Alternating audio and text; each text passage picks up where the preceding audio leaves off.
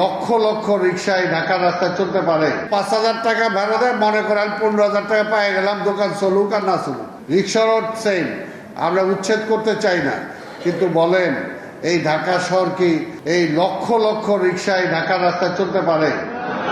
জোরে কর না একটু। তাইলে এটা তো কারণ এটা প্রত্যেকটা তো সীমাবদ্ধতা আছে। আমরা রিক্সাও রাখতে চাই, কিন্তু রিক্সার তো পরিমাণটা ঠিক করতে হবে। আবার রিক্সাওয়ালাদেরও সেম একই, যে আপনি ওই গ্রামের রিক্সা আপনি কথা নাই বার্তা নাই ঢাকা শহরে প্যাসেঞ্জার নিয়ে চলে আসবেন, তাহলে ওইটা হবে? হবে না। এটার জন্য একটা নিয়ম আছে, আগে ঢাকা শহরে ঢুকতে ট্যাক্স দিতে হইতো, এখন তো এটা নাই। তা আমরা ভবিষ্যতে যারা হকারও যারা আছেন, ভাই আপনি যশোরেরটা যশোরে করেন, আমি ঢাকা শহরে যারা করতেছি তাদেরকে করতে দেন, যদি পরবর্তী পর্যায়ে জায়গা খালি হয় তখন দেখা যাবে, তাই না? কারণ আপনি তো আর চিরজীবন এই ব্যবসা করবেন না। আপনি চাবেন আপনার সন্তান পড়াশোনা করে ভালো হোক, নিশ্চয়ই হকারের ছেলে হকার হবে, এটা কেউ চায়? স্বাভাবিকভাবে পরে যখন খালি হবে আপনার জায়গায় আরেকজন বসবে, সেটা পরে দেখা যাবে।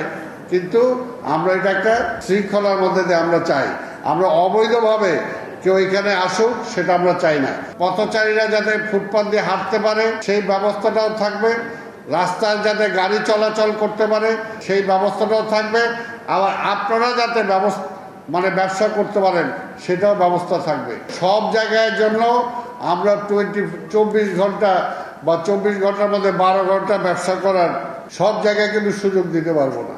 যেমন আপনাদের যে রাস্তাটা আমরা দিচ্ছি সেই রাস্তাটায় আপনি সারাক্ষণ ব্যবসা করতে পারবেন।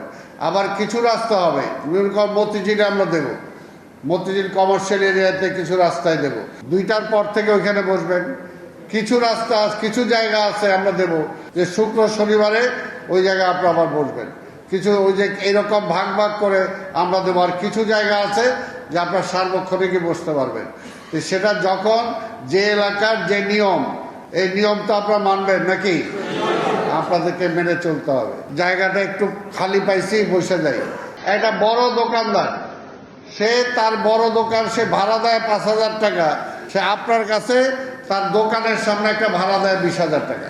অর্থাৎ তার রাস্তা ওইটা, ফুটপাথটা সে ভাড়া দেয়, রাস্তাটা সে ভাড়া দেয়, ভাড়া দিয়ে তার নিজের 5,000 টাকা ভাড়া দেয়, মনে করেন 15,000 টাকা পেয়ে গেলাম, দোকান চলুক আর না চলুক। বা অনেক সময় আছে দোকান একটা সামনে, দোকান নিজের একটা পার্মানেন্ট দোকান আছে, আর একটা সামনে নিজেই একটা দোকান বহাই দিল।